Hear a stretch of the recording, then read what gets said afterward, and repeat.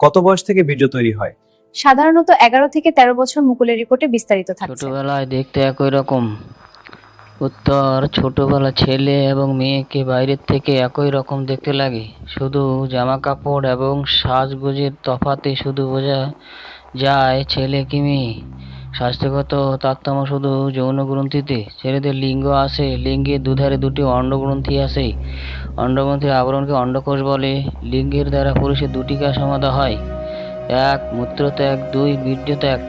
প্রশ্ন: কত বয়স থেকে বীর্য সৃষ্টি হয়? উত্তর: সাধারণত 11 থেকে 13 বছরের মধ্যে বীর্য সৃষ্টি হয়, তবে এর ব্যতিক্রম হতে পারে। প্রশ্ন: বীর্য সৃষ্টি হয় কি করে? উত্তর: মস্তিষ্কের নিচে পিটুইটারি নামক একটি গ্রন্থি আছে। পিটুইটারির অগ্রভাগে থেকে একরকম গ্রন্থিরস বা হরমোন নিঃসৃত হয়। এই গ্রন্থিরসের নাম ফলিকল স্টিমুলেটিং হরমোন। ছোট্ট করে বলা হয় FSH। এই গ্রন্থি পিটুইটারি থেকে নিঃসৃত হয়ে অন্ডগ্রন্থির উপর প্রভাব বিস্তার করে।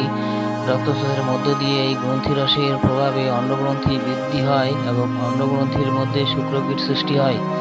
অন্ডগ্রন্থি যখন পরিপূর্ণভাবে বৃদ্ধি পায়, তখন অন্ডগ্রন্থি থেকে টেস্টোস্টেরন নামক গ্রন্থিরস সৃষ্টি হয়। গ্রন্থিরসের প্রভাবে শরীরে পুরুষজনিত হয়ে ওঠে, যথা লিঙ্গের বৃদ্ধি, পুষ্টি হয়। টেস্টোস্টেরন মাংসপেশি সবল ও কঠিন হয়। পুরুষ কণ্ঠস্বর পুরুষের মতো গম্ভীর হয়ে ওঠে। কবলে ও লিঙ্গদেশের চারপাশে যৌন রোম সৃষ্টি হয়। দাড়ি, গোঁফ বিকাশ ঘটে।